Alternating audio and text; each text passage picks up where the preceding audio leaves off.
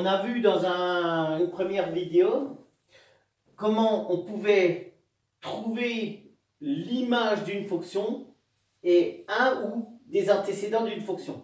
Maintenant, on va voir comment, par le calcul, on peut déterminer l'image d'une fonction et l'antécédent de cette fonction. Je rappelle une chose, une fonction, on sait qu'elle a une et une seule image.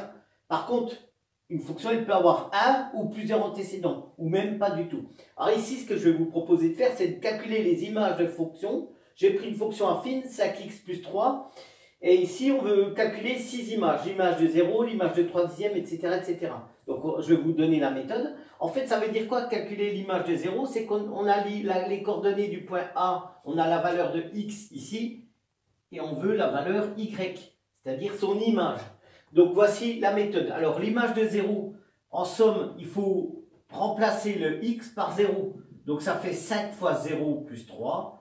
5 fois 0, ça fait 0.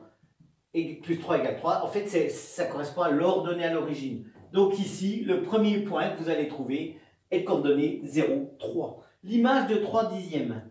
Là, vous faites la même chose. Calculez l'image de, c'est remplacer x par la valeur qu'on vous donne ici. Donc ça fait 5 fois 3 divisé par 10 plus 3. On simplifie, alors 5 fois 3 divisé par 10. 10 c'est 5 fois 2 plus 3.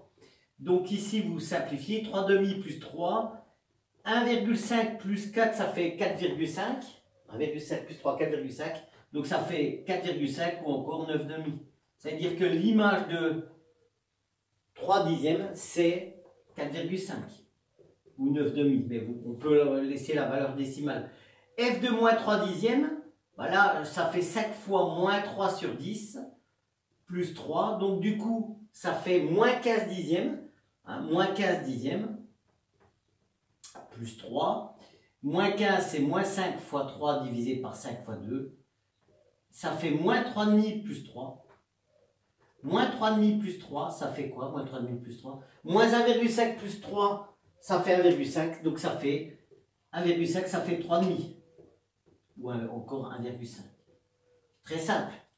Ensuite, l'image de moins 1 trentième, on fait pareil. On remplace le x par moins 1 trentième. Ça fait 5 fois moins 1 trentième plus 3. Alors, plus fois moins, ça me donne moins.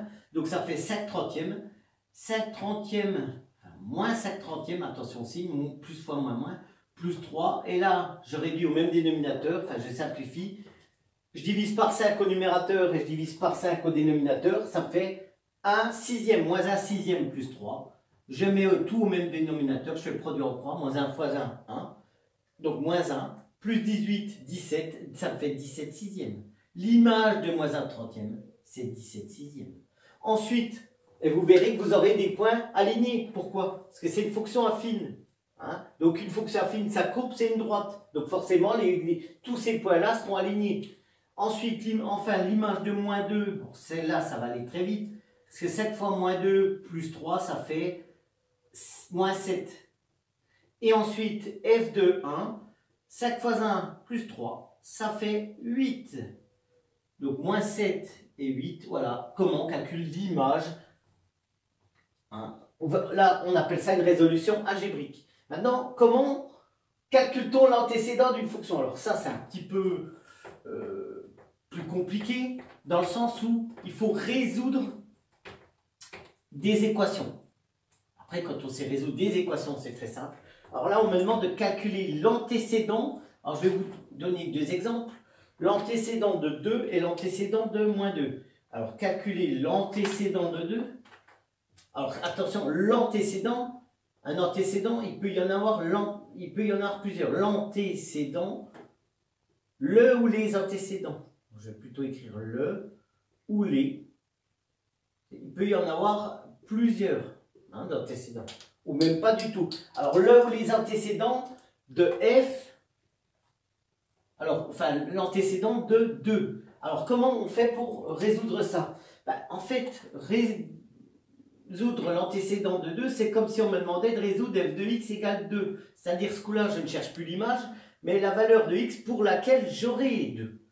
Donc, je résous bien une équation du premier degré à une inconnue. Je résous 5x, on résout,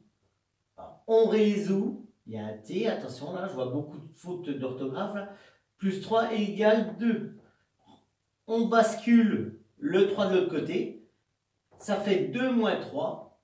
Ça fait 5x égale moins 1. Donc x égale moins 0,2. Ou alors moins 1 cinquième. Comment savoir si je me suis trompé ou pas? Je vais remplacer dans le sens inverse. Je vais calculer l'image. Si je calcule l'image maintenant de moins 0,2, c'est simple. Je fais f de moins 0,2. Donc ça fait 5 fois moins 0,2 plus 3. 5 fois moins 0,2, ça fait moins 1 plus 3. Ça fait 2. Donc ça veut dire qu'une image de moins 0,2, enfin l'image de moins 0,2, c'est 2. Et un antécédent de 2, c'est moins 0,2. Donc j'ai bien trouvé la valeur de x. Dernier exemple, on me demande de déterminer le. Alors du coup, on voit qu'il n'y en a qu'un d'antécédent. Donc je vais mettre l'antécédent. Ici, dernier exemple, on me demande de calculer l'antécédent de moins 2 par la fonction f. Alors la fonction, c'est toujours la même. L'antécédent de moins 2 par la fonction f. Le ou un antécédent. Alors, comment on fait? On résout une équation du premier degré. Donc, je résous f de x égale moins 2, c'est-à-dire 5x plus 3 égale moins 2. Je bascule le 3 de l'autre côté, ça fait moins 3, ça fait 5x égale moins 2 plus 3. Moins 2 moins 3. Un peu trop vite, ça fait... Alors, 5x qui vaut moins 2 moins 3, ça fait moins 5. X vaut moins 1. Ça veut dire que un antécédent de moins 2 par la fonction f, c'est moins 1. On a un doute, on vérifie. Est-ce que je me suis trompé? Je remplace x par moins 1 dans la fonction. Donc je calcule son image. f de moins 1, donc ça fait 5 fois moins 1 plus 3. Ça fait moins 5 plus 3. Ça fait moins 2. Cela me donne moins 2. Donc ici, l'image de moins 1, c'est moins 2. Mais un antécédent de moins 2, c'est moins 1. Voilà. Ici, dans ce sens-là, on calcule l'image. On obtient l'image. Et dans ce sens-là, on obtient l'antécédent. Résolution d'équation pour trouver un antécédent. C'est la phrase à connaître par cœur. Bonne journée.